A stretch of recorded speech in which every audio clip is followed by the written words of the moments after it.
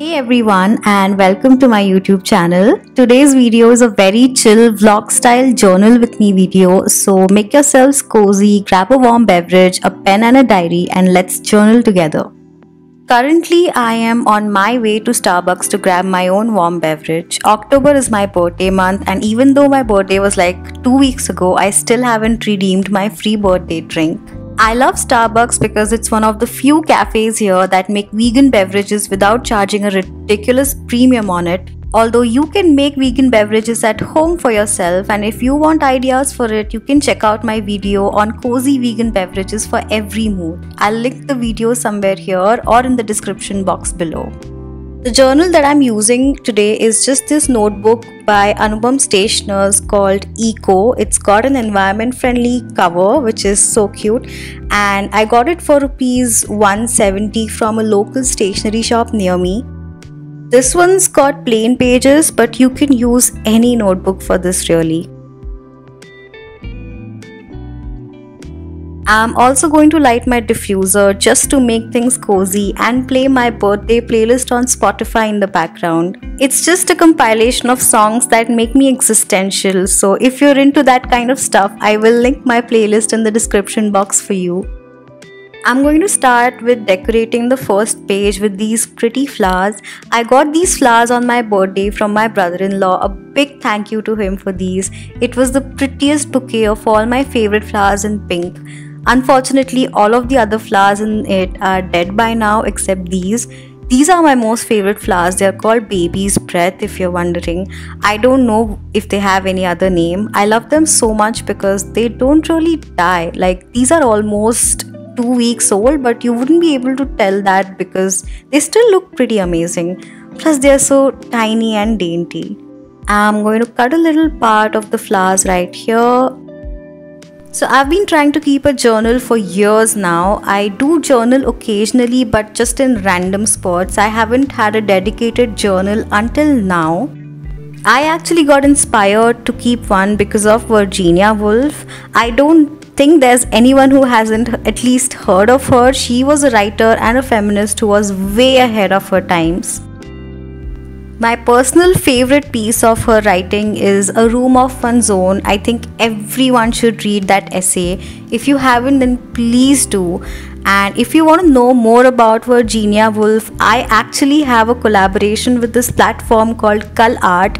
They have a beautiful series called ColArt Wordsmiths where writers and poets talk about their favorite writers and poets. And I have a whole video where I super awkwardly narrated Virginia Woolf's life story. Fair warning, it is very awkward but it is worth a listen, so you can check that video out. I will link it in the description box as well. Virginia Woolf kept a meticulous record of her life. I think she wrote like 26 diaries and they have all been compiled and published in a book called A Writer's Diary. It's just for 80 bucks on Amazon Kindle. You can buy it. It's definitely worth a read. Virginia Woolf started journaling seriously at the age of 33 and up until a few days before she killed herself at the age of 59, she continued writing her journal. I turned 27 this year and I wish I had kept meticulous journals to see how far I've come, what I was thinking like 10 years ago, what my goals were, my thoughts were, or even what problems I had in my life back then. So I decided that this year onwards I'm going to keep a birthday journal. So each journal basically starts and ends on my birthday every year. Although it is way past my birthday, but it's never too late to start. So you don't have to wait for your birthday, you can start right now. It's a pretty thin book, so I don't know if it'll last me for a whole year. It's okay if it doesn't, but the goal is that I should fill at least this book by the time I turn 28 next October. Now you don't need fancy stuff for your journal, although it is really nice to look at when you decorate it. But don't get too hung up on the idea that you first need to have pretty accessories to start journaling because then you will just keep waiting around for the right time instead of actually starting. I also have some pictures printed of all my best memories this month, and I'm gonna start by sticking these in the journal. I'm gonna cut them to look like a Polaroid just so it looks prettier and more aesthetic.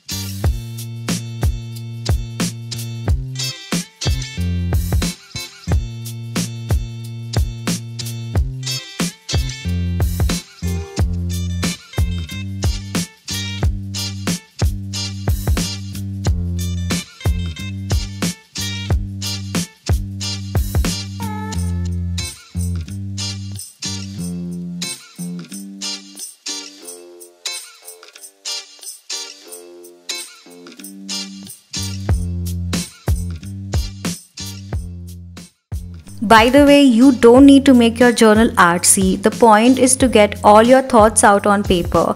How it looks doesn't really matter. It's not going to matter how pretty it is 10 years later when you open it. What's going to matter is whatever you wrote inside it. But having said that, it is always fun to make it pretty and aesthetic. It's really therapeutic to just sit and decorate stuff. You can start with whatever you have. You can cut things out of magazines or newspapers or old stationery that you own. For example, I made myself this little envelope out of an old page from my 2019 Alicia Souza planner. It was just the 2019 calendar page, so I didn't really need it. And I'm gonna stick this in my journal and use it to save bills and little birthday notes from my friends or any other small memorabilia.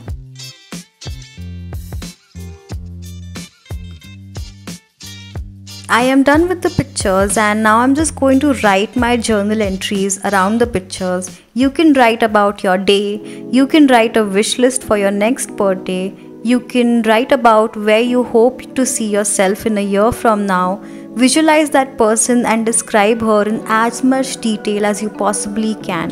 You can also express gratitude towards people and experiences that have shaped your year, both good and bad. I also have a list of 27 things that I want to accomplish in my 27th year. Another thing that I'm going to do in this journal, hopefully every year, is write a letter to my future self. I think I'm going to write a letter to my 30-year-old self, which is 3 years from now, because 30 is like a milestone birthday, so it would be nice to open this letter then and see what plans I had for myself 3 years ago. I actually have a ready draft for it thanks to my Alicia Souza planner. This is my 2020 Alicia Souza planner that was gifted to me by my two best friends. And she has this feature in the planner every year that there's a page where you can write a letter to your future self and you can cut it right here and address it to yourself right here.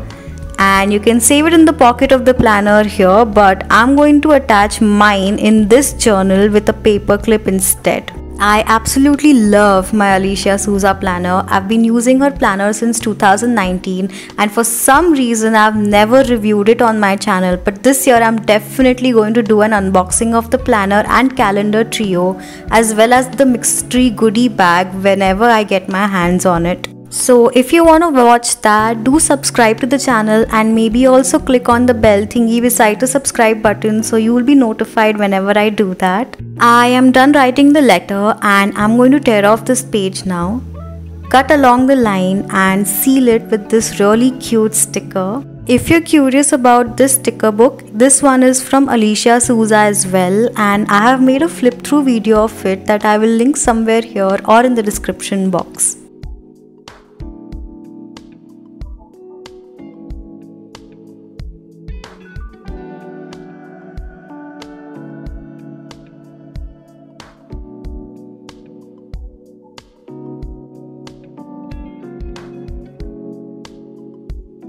I will now attach this to my journal with this really cute paper clip. And that's pretty much it. That's my birthday journal. I hope you also journaled with me, and if you didn't, I highly recommend you to do it immediately. I hope you liked this video and it inspired you to journal as well.